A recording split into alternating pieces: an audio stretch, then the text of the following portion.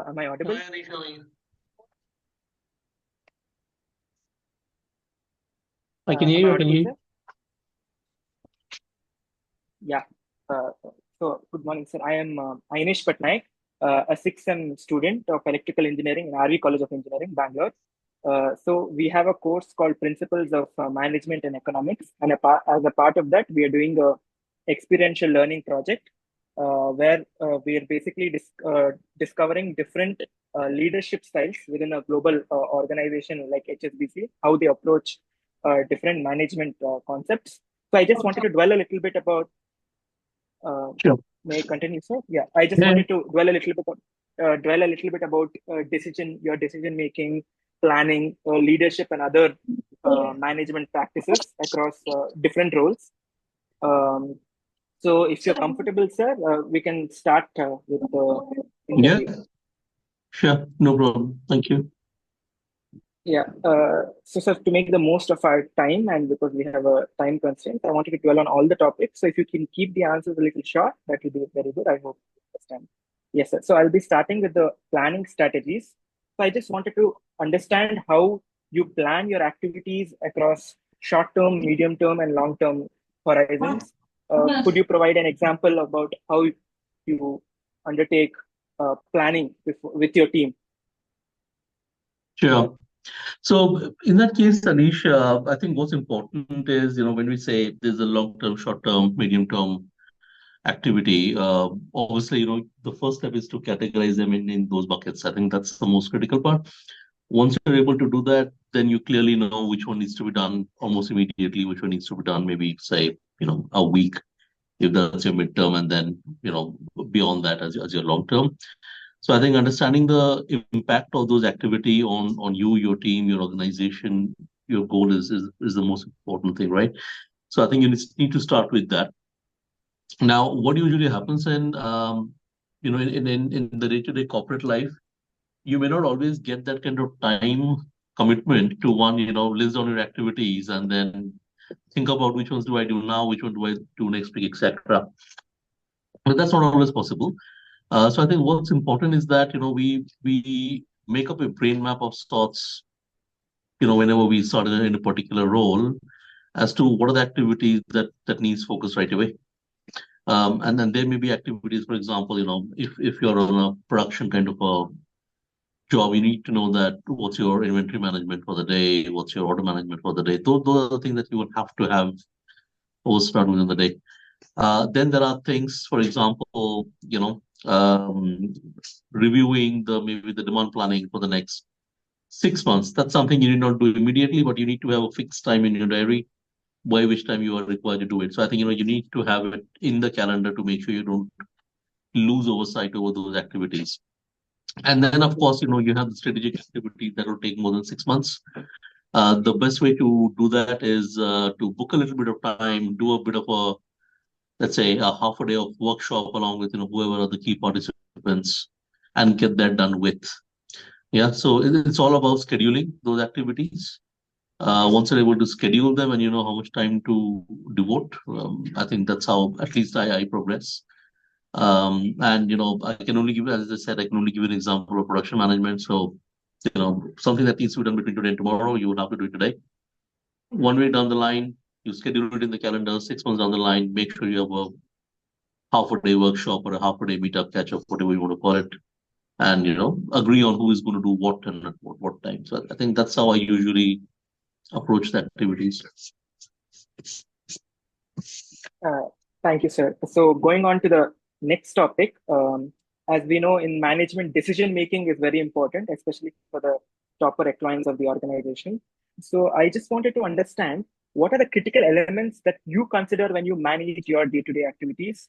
How do you balance qualitative data with, say, some quantitative data with some qualitative insights in your decision making? What are the factors that you consider while you make your decisions? Right. So my answer will probably be Anish based on my personal experience. Okay. So the way I consider quantitative versus qualitative data depends on, am I the final decision maker? right? Or am I just one person in the chain of the decision makers? I think that makes a lot of difference. If I am the ultimate decision maker, or if I'm the only decision maker for that matter, I would probably place qualitative data slightly higher on quantitative. Because as people grow in an organization, we understand that MI and numbers is one thing, but what your gut feeling says, what you're hearing on the ground, what your previous experiences have taught you is another thing, right? So you cannot clearly ignore quantitative data or MI completely. But if you have to, make a decision, do I go with what MI is telling me basis what my gut instinct is telling me? If it's me, I would probably go with the gut feeling. But it also depends on a few things, For example, most often than not, and I think this is the most textbook response is that we consider both. Yes, of course, we consider both, right? And as long as you have an overlap on the decision between the two, I think it's an easy decision. The problem becomes if qualitative tells you go north and quantitative say go south, then what do you do? Right? And in which case, if Yes, if sir. if I'm the ultimate decision maker, I would probably go with qualitative.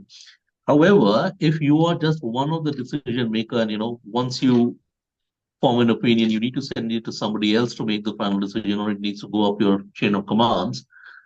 In those instances, I believe you probably will have to go with your quantitative data because people will understand that better than anything else, right?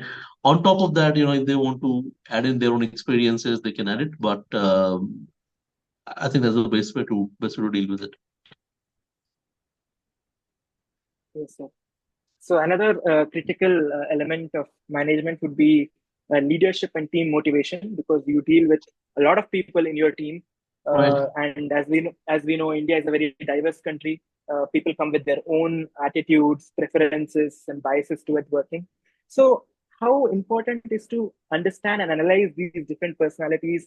What are the key strategies that you take in motivating your team to meet certain deadlines, or how do you ensure that your style uplifts your team, and how do you discuss with your team with regards to motivation and getting things done, eliciting work from them? Right. So no, you're right. I think because we deal with a diverse workforce, the way you motivate them will vary as well. I think this starts from the time you hire somebody, right? Because at that stage, you should have a very clear understanding, depending on the kind of question you're asking in the interview or kind of person, you are hiring, depending on their experiences. You should have very clear understanding as to what will keep this gentleman or lady motivated for the next 2 to 3 years and beyond that. Right now, Yes, sir. generally, while we talk about a lot of strategy in terms of how do we keep people motivated in long term, trust me, in my 20 years of experience, I can tell you I have not worked with a direct or my immediate manager more than 3 years, right? Because we move on and people will move on. So I think I probably look at nothing beyond 3 to 4 years as to how I can keep my team motivated, right? After that, it becomes someone else's problem. I mean, not not in that sense, but obviously, somebody else will come, your objectives will change, your deliverables will change, your vision of your organization and department will change, etc. Right? So the same level of motivation doesn't remain beyond a certain point in time. Now, if you're talking about keeping a team or individual motivated for 2 to 3 years, I think that's slightly easier than anything. One is, of course, you will have to understand, through a transparent communication at the very beginning as to what these people want to achieve or how do they see themselves 2 years down the line. In some instances, motivating the individual will be in your hands because you can add value to them. So, for example, let's say, I work for compliance or just like Santosh. If somebody says that, they want to sort of see themselves do something in the compliance vertical, let's say 2 years down the line, either as a promotion or vertically doing something else, you can help them, right? Either by letting them shadowing you, either by connecting them with the right people, or giving the right guidance as to what kind of additional qualification they must be focusing on. In certain instances, you will probably never be able to motivate them because their motivation will be completely different, right? So I'll give you a classic example. This is several years ago when I was still a mid-level manager. So we had one gentleman working for us, very average in work, right, in terms of productivity and quality and everything else. And from time to time, we will feel that his motivation is just going down because obviously, you can see it in your outward. Now, over a period of time, when we spoke to this gentleman, we realized that his real objective is to just work a couple of years into the organization, polish his communication skills, and then move towards politics, apparently. Now, Oh, clearly, there's nothing you can do about it, right? I mean, you cannot help him to achieve that kind of goal. What you can help him is with your immediate needs, which is to polish his communication skill. But 2 years down the line, it's going to work for you. So clearly, I think that's a conversation you need to have with them to say you cannot help them with their with their long term aspirations. That's something they will have to find another mentor, another channel, another resource to keep them motivated. But what you can do in your capacity is only that much, which works because this gentleman apparently did very well in his career, as a politician at some point in time. And it's good that he knew where he wants to go, and as management, we decided not to stop him when he wants to go. And so I think that's important. You just need to understand where they want to see themselves 2 to 3 years down the line. One challenge though, Rajneesh, is especially in the young workforce, is they themselves don't know what they want to do 2 or 3 years down the line, right? And at that stage, I think you need to play a role of more of a mentor than anything, to at times guide them as to depending on their education background, the traits that you see as a manager, where what you think as a manager they should be focusing on. Right? It may be the right way, it may not be the wrong way, but at least you're able to guide them something. Because we deal with a lot of people who have no clue what they want to do 5 years down the line. Right? In which case you cannot keep them motivated in long term. right. So if I may ask a follow-up, then how does honesty become very important in extracting your deliverables? Because it's a global organization, you have deadlines to meet. So how important is honesty when you deal with underperforming individuals who are not as effective as you'd want them to be in your team? So I just wanted to know. Yeah. It's quite important. I think honesty and transparency, these are the two things that goes hand in hand. The the way I see it is, you will have to be honest with your individuals or the teams from day one, right? You cannot just, get into a discussion and say, let's have honest conversation wherein, the feeling has not been that mutual in the last 1 year, then, nobody trusts you anyway. I think it needs to be ongoing. It needs to be from the day one. If you have been honest, if you have been transparent, then your team knows what you expect from them. You know what your team is committing to deliver. And apart from that verbal communication, I think a lot of your own personal observation, depending on how they are doing something, what their day on day output is, will tell you how honest or how committed they are towards their own, commitments. If you feel that they are off track, or they have committed something to you but they are not up to it, I think that's the time for a second communication or a second engagement with them to understand, has anything changed, or are they still committed to the same level of commitments. But yeah, I think as you said, honestly, I think it's very important. In terms of expectations from your team, what do you expect from your team members in terms of, say, performance, collaboration, and say innovation? How do you communicate these expectations to ensure the alignment? So I just wanted to understand what you basically expect from your team in those 3 4 years. What sort of commitment, what sort of qualities do you look for in a team? Right. So, okay, so let's look at, I think it will really depend on what kind of structure you have that you manage, right? I mean, at times you probably will have team managers, at times you probably will have individuals that you'll be managing on your own. And depending on what that structure is, the way you communicate your expectation and manage your expectation will vary. From my point of view, let's say I manage a set of managers who then in turn manage, people, right? So the way or the expectation from me to my immediate team members who are in turn managing teams will one be to be absolutely transparent on what we expect from them, right? Or their own teams, and make sure that people have understood that concept. So let's say if you go and tell somebody, I expect you to perform well, what does that mean, right? I mean, you would have to quantify what that well means. I think that quantification Absolutely. is very important. Once you have been able to quantify, you will have to make sure that people understand that. And from time to time, they will have to make sure that they do the required performance management. Usually, what happens, especially in large organizations where you manage large number of people, performance management becomes a once in a year kind of an activity. But what we have realized over a period of time is, unless you have been continuously doing performance management, unless you have been taking, let's say, on a monthly, by monthly basis, telling people or informing them, as to how they are performing towards the end objective, it becomes a very difficult conversation at the end of the year because, then somebody may be thinking they've done a great job. You E- as your manager will feel Exactly. they've done a shitty job, and then it becomes a little difficult conversation. So I think that ongoing conversation is important. To some level of employees, let's say, the more junior employees, you need to have this conversation more often because they're still raw.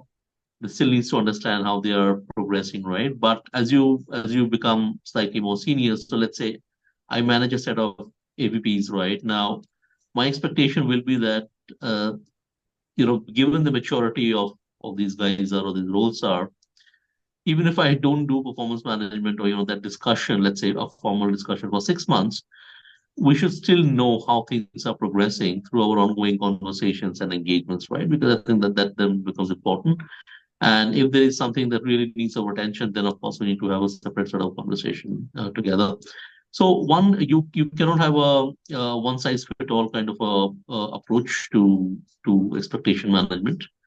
You have to really understand what's the background, what's their tenure, what's their experience, what grade they're working for a corporate grade point of view, and do a required engagement with them. The second thing is culturally, some organize. So, for example, I've worked in multiple countries now, right? The way you do expectation management and manage that in some countries will be very different to how we do it in other countries. So, for example, a lot of these Southeast Asian countries, say Singapore or Hong Kong, people will expect that the manager sits with them every month, tell them where they are heading. In a lot of other organizations, for example, let's say in India or US for that matter, that kind of engagement may not be required because the experience level is slightly different. So one, you need to be a little bit culturally sensitive on that matter as well to understand what's the performance management culture that's been embedded in that country, and then maybe tailor your style slightly. Absolutely. We need to factor that. Sir, moving on, I just wanted to talk about what are the mandatory skills required for your current role. In your opinion, what skills are required to excel in your current position, and how do you develop these skills, and how do you continue to enhance these skills? Okay. I believe there are three core skills that will be required, not just in my role, but most of the role these days, especially. One is your skill to navigate through challenges. Now, navigate through challenges is, what I mean is that we will always have challenges that we will have to deal with, right? Now, can we go to our manager for everything to say we need help? I don't think we can, right? So we need to have that capability to navigate around that challenge to understand who is the right person who can help us. How do we approach them? If they cannot help us, how do we navigate to the right person? I think that's a very important person. It comes with, the underlying skills to develop your network, develop your rapport over a period of time. But I think navigation in these days is a very, very critical skill. The second skill, which I think is more important, where you have production management involved, is your ability to create capacity. Right. Now, when I say create Yes, capacity, in any role that you do, you will always have less people and more work to be undertaken. And it's very rare that people will actually give you more people. If anything, they will say reduce the number of people, right? But they will never reduce work. So the question then becomes, how can you do more with less without stretching the entire, construct that we have? And that's what's important is that you always have a, keen eye to understand which activities can be done easily, where can we streamline a few things, where can we, reduce rework, etc., and create some more capacity. And I think that's the only thing that gets valued these days as to how you have been able to absorb more work by creating more capacity within your own team or department. Yep. The final thing that I think personally is very important is skill for managers, especially who manage other people, is one, how do you develop trust within your team, which then in turn comes from being absolutely transparent about uh, whatever your expectations are, what's happening in the organization, making sure that you don't demonstrate what we call favoritism. I think that's very important. At times, you probably may not be doing it consciously, but people may see it as favoritism. And so I think those are the kinds of things you will have to be very careful about. Think through consciously, subconsciously. Make sure you are fair to people. People trust you. You trust your people. I think these are the critical things that everybody should have. But of course, depending on what exactly do you do, there may be more skills that may be required. Yes, sir. Earlier in the video, sir, we just spoke about your experience, and as you grew, you learned a lot of things on how to manage people better. That comes with experience, of course. So, what significant changes did you notice in your own responsibilities, and what are the skills? I mean, how does the skill set required change from being, say, a manager to AVP, then finally your current position as VP? So, how does that change? How do you understand and navigate through these changes personally in your career Yeah, growth? sure.